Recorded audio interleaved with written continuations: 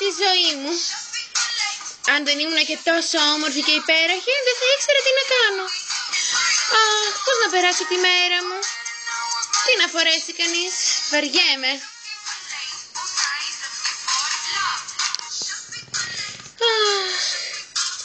Ας ταινίσω λίγο τα μαλλιά μου. Αν και θα πρέπει να βρω κάτι να κάνω.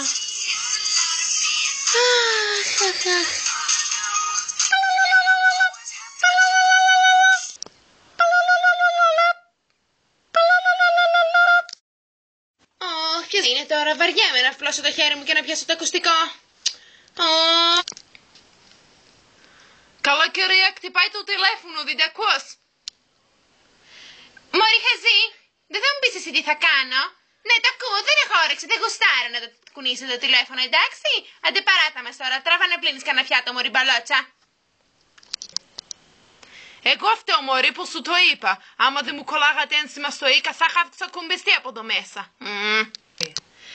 Τράβα από εδώ, μωρή ρώσικη πανούκλα, που την άλλη φορά σιδέρωσες τα ροζ μου στρινγκ με τα άσπρα και τα χαρέσες όλα.